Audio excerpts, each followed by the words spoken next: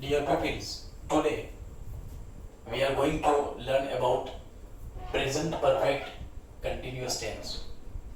ચાલુ પૂર્ણ વર્તમાનકાળ.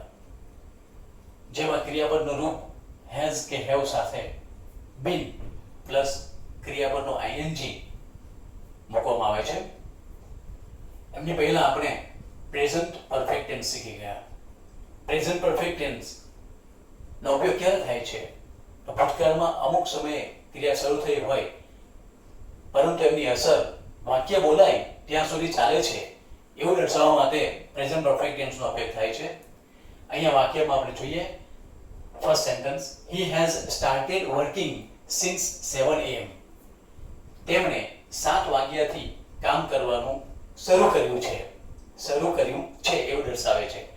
while present perfect continuous tense indicates the activity that began in the past but its effect is still continuing or it continues to in some future time. એટલે એવી ક્રિયા દર્શાવે છે કે જે ક્રિયા ભૂતકાળમાં શરૂ થઈ હોય, વર્તમાનમાં ચાલુ હોય છે અને ભવિષ્યમાં પણ થોડા સમય સુધી ચાલુ રહેશે. એ સમય નિશ્ચિત નથી પણ ભવિષ્યમાં પણ ચાલુ રહેશે એવું દર્શાવે છે. એટલે પ્રેઝન્ટ પરફેક્ટ કન્ટિન્યુઅસ ટેન્સ એક એવો કાળ છે કે જેને ભૂતકાળ, ભવિષ્યકાળ અને વર્તમાનકાળ ત્રણેય કાળ સાથે સંબંધ છે. Second sentence, look at here. He has been working since 7 am. તેઓ સવારે 7 વાગ્યાથી કામ કરી રહ્યા છે. અહીંયા આગળ 7 વાગ્યાનો સમય એ ભૂતકાળ દર્શાવે છે. હાલમાં ક્રિયા ચાલુ છે અને ભવિષ્યમાં પણ થોડા સમય સુધી ચાલુ રહેશે એ નિશ્ચિત નથી પણ ચાલુ રહેશે એમ દર્શાવે છે. હવે આ પ્રેઝન્ટ પરફેક્ટ ટેન્સ અને પ્રેઝન્ટ પરફેક્ટ કન્ટિન્યુઅસ ટેન્સ એ બે વચ્ચેનો તફાવત જાણવો હોય તો એમના વર્બ ફોર્મ ઉપર આધાર રાખે છે.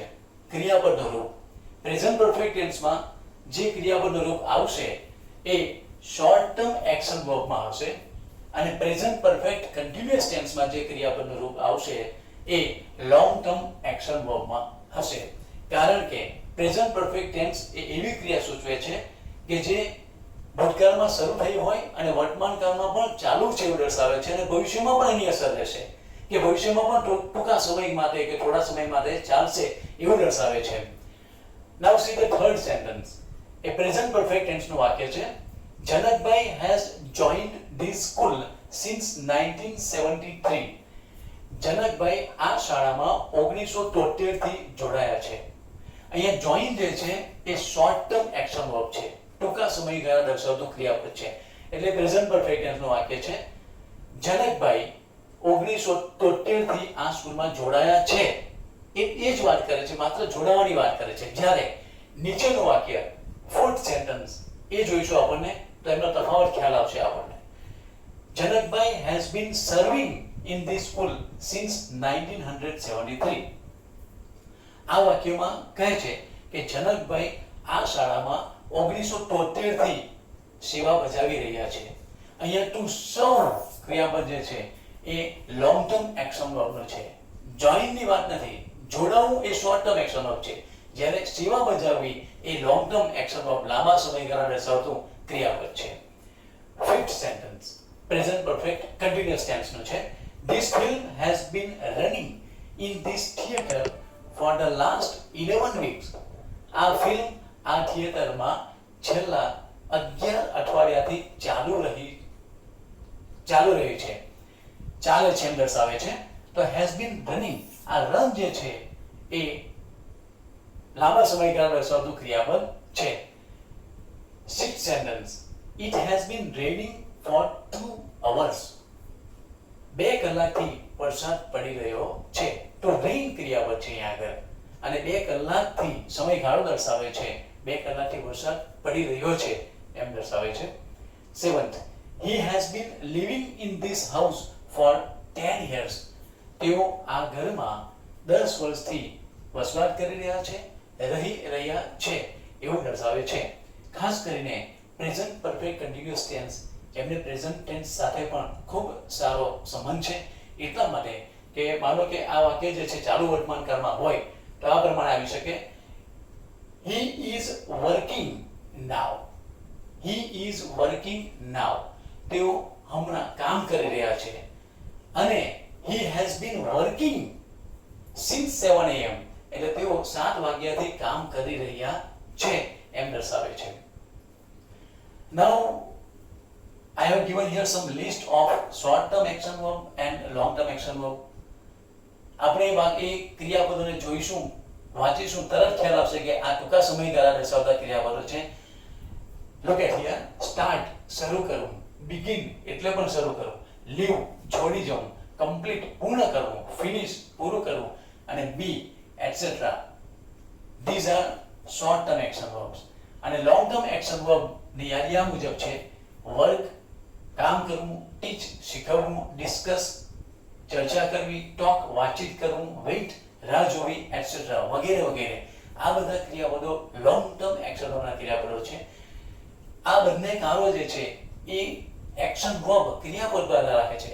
જો ટૂંકા સમયગાળા દર્શાવતા ક્રિયાપદો હશે તો પ્રેઝન્ટ પરફેક્ટ ટેન્સનો ઉપયોગ થશે, અને જો લાંબા સમયગાળા દર્શાવતા ક્રિયાપદો હશે તો પ્રેઝન્ટ પરફેક્ટ કન્ટિન્યુઅસ ટેન્સનો ઉપયોગ થશે. We have one exercise here. Fill in the blanks with since or for. Since કે for preposition નો ઉપયોગ કરી આપણે આ ખાલી જગ્યાઓ પૂરવાની છે. Since જે છે એ point of time દર્શાવે છે અને for A period of time સમયગાળો દર્શાવે છે. Look at here. Manubhai has been waiting for you blank noon. Manubhai તમારે માટે blank noon જે છે એ point of time દર્શાવે છે, માટે અહીંયા આગળ since આવશે, since noon.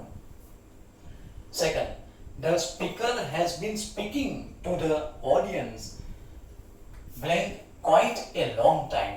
અહીંયા શબ્દોનો ગ્રુપ જે છે એ ગ્રુપ ઓફ વર્ડ્સ એ જોતા જ ખ્યાલ આવશે કે quite a long time, ઘણા લાંબા સમયથી વક્તા જે છે એ પ્રવચન આપી રહ્યા છે, તો બેઝિકલી અહીંયા for આવશે. Third, he has been living in Calcutta blank he arrived in India. તેઓ કલકત્તામાં રહી રહ્યા છે, વસવાટ કરી રહ્યા છે, blank he arrived in India.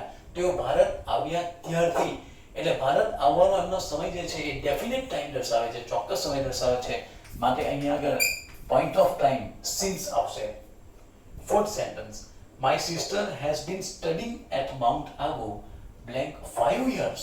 અહીંયા ખ્યાલ આવશે આપણને, મારા બહેન માઉન્ટ આબુમાં 5 વર્ષથી અભ્યાસ કરી રહ્યા છે, તો for 5 years છે માટે period of time આવશે, એટલે અહીંયા for preposition મુકાશે. Fifth sentence, the players have been playing blank 4 o'clock. ખેલાડીઓ 4 વાગ્યાથી રમી રહ્યા છે, 4 o'clock A point of time છે, માટે અહીંયા આગળ since ક્રિયાપદનું રૂપ મુકાશે. હવે અગાઉ પણ આપણે જોઈ ગયા છીએ આ પ્રકારના વાક્યોને પ્રશ્નાર્થ વાક્યમાં ફેરવવું હોય તો since વાળા જે વાક્ય છે એમને પ્રશ્નાર્થ વાક્યમાં ફેરવવું હોય તો since when નો ઉપયોગ થશે, અને for વાળા વાક્યો જે પીરિયડ ઓફ ટાઈમ દર્શાવે છે, સમયગાળો દર્શાવે છે, એમનું પ્રશ્નાર્થ વાક્ય how long વડે થશે. આપણે એક બે વાક્ય જોઈશું. Second sentence, he has been working since 7 am. એમની ક્વેશ્ચન સેન્ટેન્સમાં આપણે કન્વર્ટ કરીએ તો આ પ્રમાણે થશે: since when has he been working? તેઓ ક્યારથી કામ કરી રહ્યા છે. અને એ જ પ્રમાણે આપણે આ વાક્ય જે છે સિક્સ્થ સેન્ટેન્સ એને પ્રશ્નાર્થ વાક્યમાં ફેરવવું હોય કે જેમાં સમયગાળો for 2 hours બતાવેલું છે, તો it has been raining for 2 hours. 2 કલાકથી વરસાદ પડી રહ્યો છે. એમાં ક્વેશ્ચન વાક્ય બનાવવું હોય એનું તો આ પ્રમાણે થશે: how long has it been raining? કેટલા વખતથી, કેટલા સમયથી વરસાદ પડી રહ્યો છે. આ પ્રકારનું વાક્ય બનશે. વિદ્યાર્થી મિત્રો, આના અનુસંધાને એટલે આ કાળના અનુસંધાને કેટલીક એક્સરસાઇઝ આપણે આપીશું, જેમાં વર્બ ફોર્મની ખાલી જગ્યા આવશે, સિન્સ ફોર વડે ખાલી જગ્યા પૂરવાની હશે, એ જોઈશું. ત્યારબાદ આપણે અત્યાર સુધીમાં ચારેય વર્તમાન કાળ simple present tense, present continuous tense, present perfect tense અને પ્રેઝન્ટ પરફેક્ટ કન્ટિન્યુઅસ ટેન્સ જોઈ ગયા છે. એમની કેટલીક એક્સરસાઇઝ નેક્સ્ટ ટાઈમ જોઈશું. આપ સૌ વિદ્યાર્થી મિત્રો આ ખૂબ શાંતિથી જોશો, સાંભળશો અને શીખશો તો આપનું આ કાળ અંગેનું જ્ઞાન ખૂબ જ દ્રઢ અને કન્ફર્મ થતું જશે. Thank you very much.